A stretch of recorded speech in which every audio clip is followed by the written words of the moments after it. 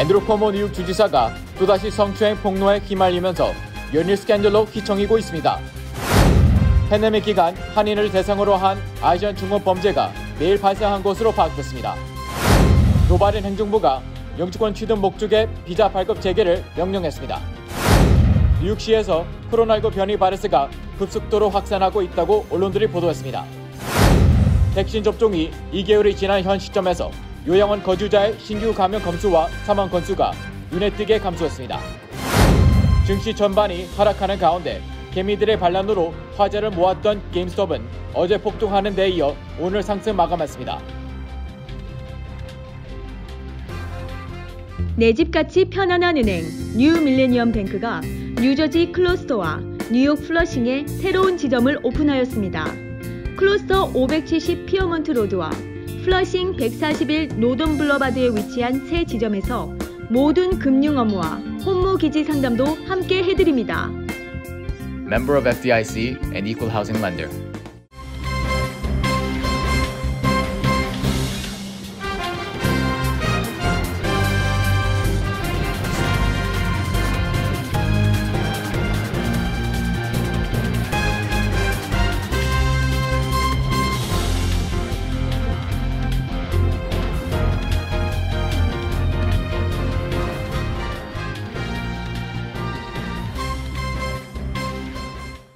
여러분 안녕하십니까? KBTV 뉴스9 이창원입니다. 앤드루 쿼모 뉴욕 주지사가 또다시 성추행 스캔들로 곤욕을 치르고 있습니다. 쿼모 주지사의 전 보좌관인 36세 린지 볼렌이 쿼모가 사무실에서 강제로 입을 맞추고 성희롱 발언을 했다고 24일 폭로했습니다. 볼렌은 뉴욕 사무실에서 쿼모 주지사와 둘만 있을 때 문으로 걸어 나가는 순간 그가 내 앞에 와서 입술에 키스했다며 충격을 받았지만 계속 걸었다고 주장했습니다. 또 2018년 쿼모 주지사가 자신의 허리와 팔, 다리를 일부러 만졌고 2017년 10월에는 비행기 안에서 스트립 포커를 제안하기도 했다고 폭로했습니다.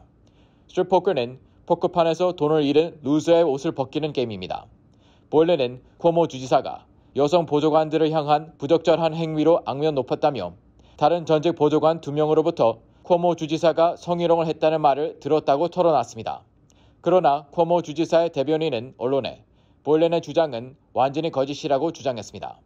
볼렌은 작년 12월 트위터에서 쿼모 주지사로부터 성희롱을 당했다고 주장했지만 쿼모 주지사 측은 사실이 아니다며 혐의를 부인했습니다. 볼렌은 2015년 3월부터 2018년 10월까지 뉴욕주 경제개발부서인 엠파이어 스테이트 디벨롭먼트 부책임자와 쿼모 지사의 경제개발 특별보좌관을 지냈습니다. 볼렌은 맨하튼 보로우장 선거에 도전하는 민주당 후보 중 한 명입니다. 코로나19 팬데믹 동안 아시아계를 겨냥한 인종혐오 범죄가 잇따르는 가운데 한인들을 대상으로 한 중호범죄 사건이 매일 발생한 것으로 파악됐습니다. 사건은 캘리포니아와 뉴욕에 집중돼 있지만 그 외 지역에서도 발생하고 있어 우려되고 있습니다. 아시아 인권단체 연합기구인 아시아 퍼시픽 정책기획위원회는 코로나19 사태 기간 한인이 피해자인 증오범죄 사건이 하루에 한 건꼴로 발생했다고 밝혔습니다. 위원회는 코로나 사태가 본격화한 지난해 3월부터 올해 1월까지 11개월 동안 50개 주 가운데 47개 주와 워싱턴 DC에서 증오범죄 피해 사례를 접수했고 한인 대상 증오범죄 사건은 모두 420건을 기록했다고 밝혔습니다. 한국계 피해 사례는 위원회가 접수한 전체 증오범죄 사건 2,800건의 15%에 달했는데 이는 중국계 41%에 이어 두 번째로 많은 수치입니다. 증오범죄가 발생한 장소는 약국과 식료품점 등 개인 사업장이 38%, 공공장소와 길거리 22%, 공원 12%, 대중교통 8% 순으로 나타났습니다. 위원회 소속 민주샤 컬카니 변호사는 혐오범죄와 인종차별 대다수는 아시아 이민자가 많은 캘리포니아와 뉴욕에 집중됐다며 최근에는 알래스카와 하와이 등 아시안의 호의적인 지역에서도 신고가 접수돼 우려가 커지고 있다고 밝혔습니다. 지난 16일 뉴욕시에서는 하루에만 아시아계 여성을 겨냥한 폭행 사건이 3건이나 발생했습니다. 심각한 증오범죄가 잇따르면서 한국계 연방의원인 미셸 박스틸 하원 의원은 증오범죄를 규탄하는 초당적 결의안을 의회에 제출하고 증오범죄의 신속하고 강력한 조사와 함께 가해자에게 반드시 법적 책임을 묻도록 촉구했습니다. 스틸 의원은 차별은 미국 문화의 근본적 가치에 반하는 것이라며 아시아 태평양 커뮤니티를 겨냥한 차별과 증오 행위는 중단돼야 하고 어려운 시기에 이웃을 돕기 위해 할 수 있는 모든 것을 해야 한다고 전했습니다. 조 바이든 행정부가 도널드 트럼프 전 대통령이 금지령을 내렸던 영주권 취득 목적의 비자 발급을 재개하도록 명령했습니다. 그동안 영주권 동결로 66만여 명이 입국을 금지당한 것으로 추산되고 있습니다. 보도에 김은지 기자입니다. 지난해 4월 트럼프 전 대통령은 코로나19로 일자리를 잃게 된 미국 국민을 보호한다는 이유로 해외에 거주하는 미국인 가족의 영주권 신청을 금지하는 행정명령을 내렸습니다. 조 바이든 대통령은 이 행정명령이 합법적 이민자의 입국을 금지해 이산가족이 제외할 수 없도록 하고 국익에도 해를 끼친다면서 이를 철회한다고 밝혔습니다. 이 입국금지 행정명령의 시한은 3월 31일까지였습니다. 이에 따라 해외에 거주하는 미국인 가족의 입국과 영주권 신청이 다시 시작될 전망입니다. 다만 의료 등 특수 분야를 제외한 외국인 임시노동자에 대한 비자 발급 금지는 유지했습니다. 그동안 영주권 취득과 이민비자 금지로 기존 영주권자의 직계 가족들은 미국에 들어올 수 없게 됐었습니다. 또 영주권 취득에 유리한 고급 두뇌와 고급 기술 확보자가 미국에 이민 신청을 할 수 있는 길이 막혀 미국 기업의 유망 인력 충원에 큰 차질이 빚어졌습니다. 바이든 대통령의 영주권 동결 해제령은 새 정부가 트럼프의 기존 조치를 뒤집고 추진하고 있는 대대적 이민 개혁의 일환이며 앞서 정부는 무슬림 입국 비자 금지 집행명령과 1,100만 불체자의 합법 영주권 허용 법안 등을 제출했습니다. 트럼프 전 대통령은 코로나19를 구실로 합법 이민의 대명사인 영주권 발급과 이를 위한 비자 발급까지 중지하며 사실상 미국 문을 닫았었습니다. KBTV 뉴스 김은지입니다. 뉴욕시에서 코로나19 변이 바이러스가 급속도로 확산하고 있다고 언론들이 보도했습니다. 백신의 효력이 약화할 수 있다는 우려가 나오고 있습니다. 콜롬비아대 연구팀은 코로나19를 비롯한 인플루엔자 바이러스 게놈 데이터를 제공하는 자료를 토대로 돌연 변이를 살핀 결과 B1.526 변이가 증가하고 있다는 사실을 발견했다고 뉴욕타임즈가 보도했습니다. B1.526으로 불리우는 코로나19 변이 바이러스는 지난해 11월 뉴욕시에서 수집한 샘플에서 처음 파악됐습니다. 연구팀은 지난해 12월 말부터 이달 중순 사이 이 변이 바이러스의 발견율이 꾸준히 증가했다며 지난 2주 동안에는 12.7%로 급격히 늘었다고 말했습니다. 특히 연구진은 이 변이 코로나19가 남아공발 변이, 브라질발 변이와 유사하다며 스파이크 단백질에서 발생한 이 484K 변이가 공통으로 확인됐다고 전했습니다. 보도에 따르면 이달 중순까지 뉴욕시 데이터베이스에 축적된 코로나19 바이러스 배열 중 이들 두 돌연 변이를 내포한 사례가 27%에 달했습니다. 이번에 발견된 변이 바이러스는 남아프리카 공화국발 변이 바이러스와 유사한 특징들을 공유한 것으로 파악됐는데 전염성과 백신에 대한 저항력이 기존보다 더욱 강한 것으로 알려졌습니다. 뉴욕타임즈에 따르면 뉴욕에서 확산 중인 변이 바이러스의 감염자들은 기존의 코로나19 감염자 평균 연령보다 6세가량 나이가 많았고 입원 비율도 더 높았습니다. 연구팀은 변이가 뉴욕에서 광범위하게 확산한 것 같다며 일회성 감염이 아니라고 전했습니다. 새로운 돌연 변이를 포함한 코로나19가 확산할 경우 현재 본격적인 접종이 이루어지고 있는 백신의 효능을 떨어뜨릴 수 있다는 우려가 나오고 있습니다. 이미 기존에 발견된 변이 바이러스도 제약업체 백신 효능을 떨어뜨린다는 분석이 나온 바 있습니다. 뉴욕타임즈는 록펠러대 면역학 전문가 미셸 누젠스베그의 분석을 인용해 이번에 발견된 돌연 변이가 항체 활동을 방해할 수 있다고 전했습니다. 코로나19 백신 접종이 시작된 지 2개월이 지났는데요. 요양원 거주자의 신규 코로나19 감염 건수가 80% 이상 감소했습니다. 사망 건수도 60%나 줄었습니다.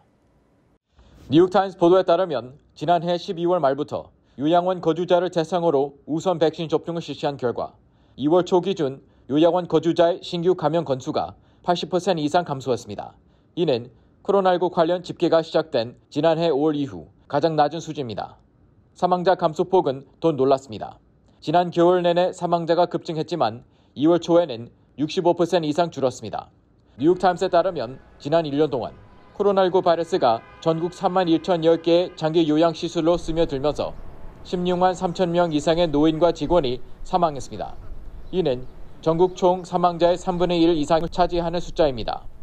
그러나 현재 요양원의 신규 감염 건수와 사망 건수는 전국 건수 대비 큰 폭으로 떨어지고 있습니다.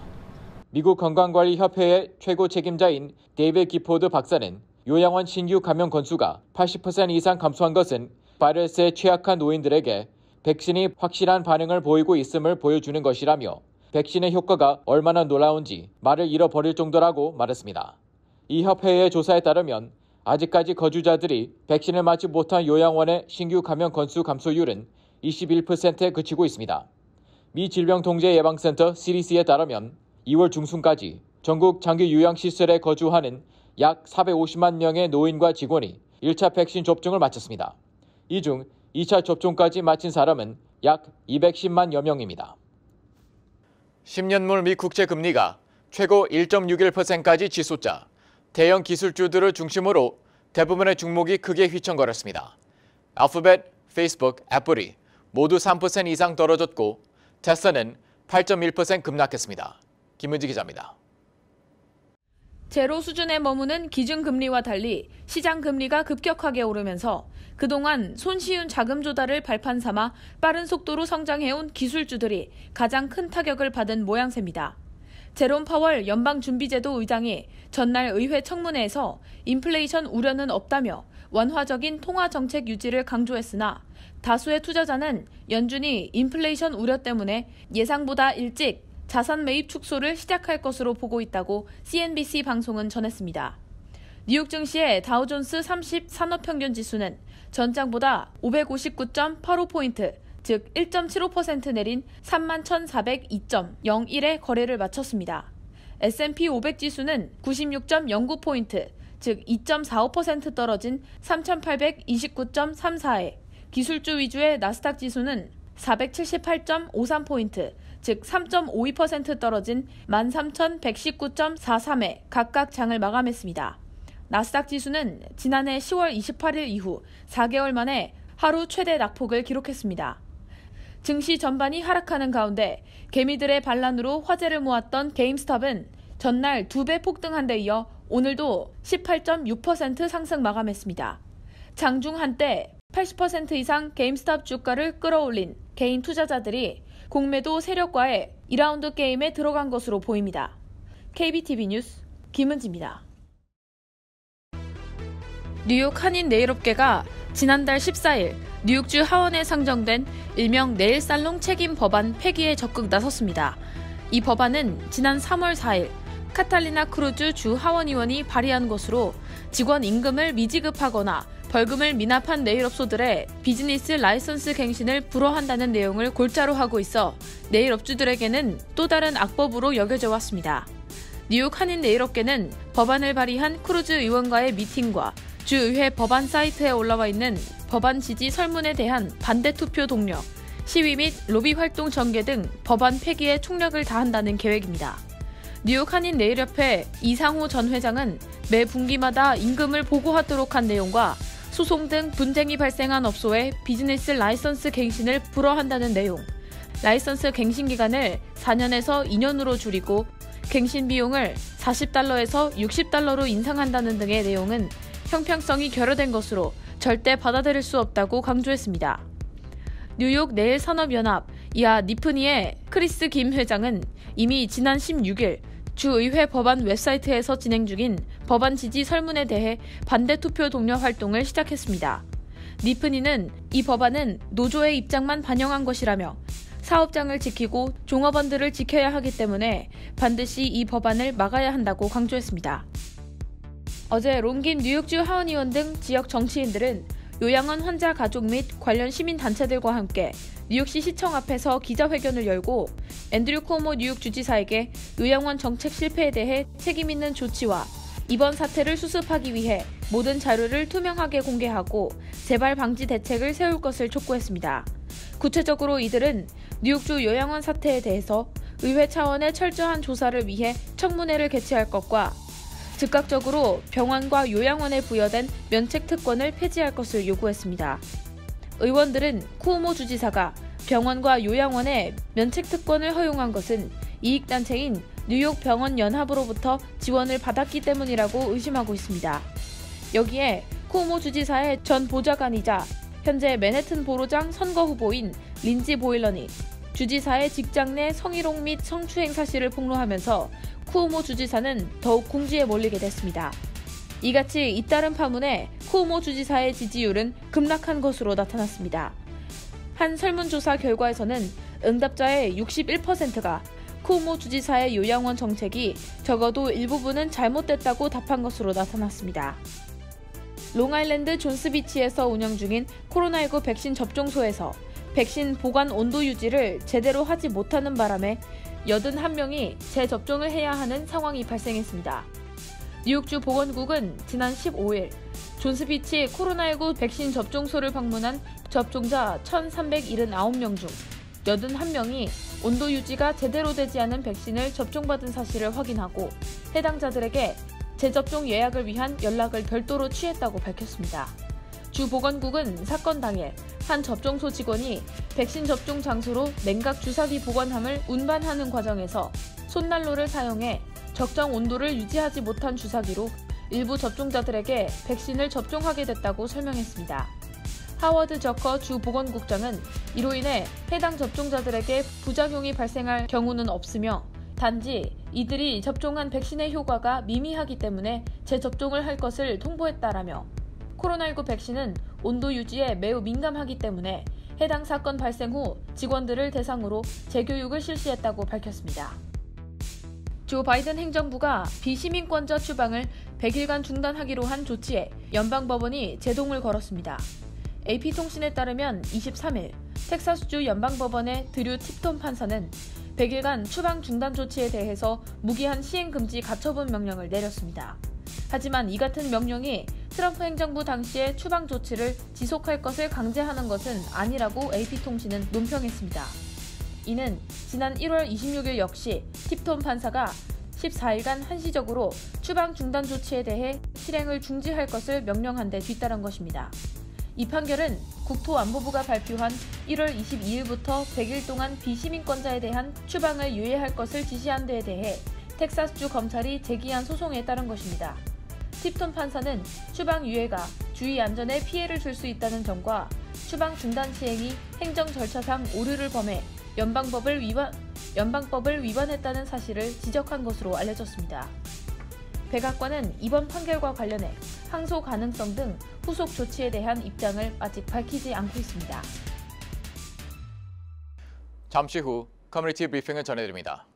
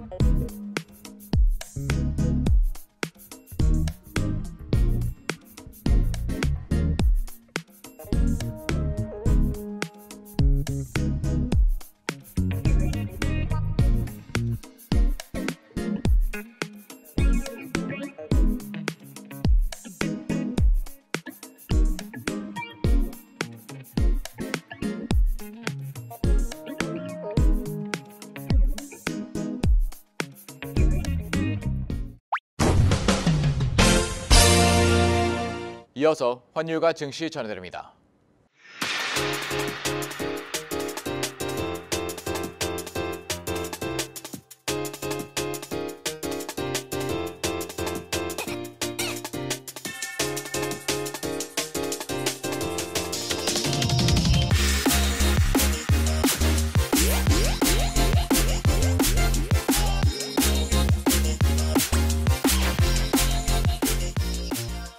잠시 후 뉴욕과 뉴저지 날씨 전해드립니다.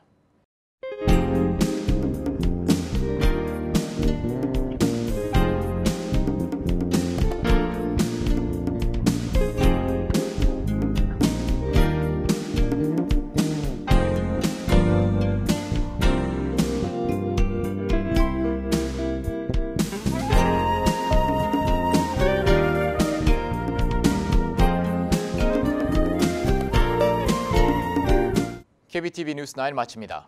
오늘도 시청해주셔서 감사합니다. 편안한 밤 보내시기 바랍니다.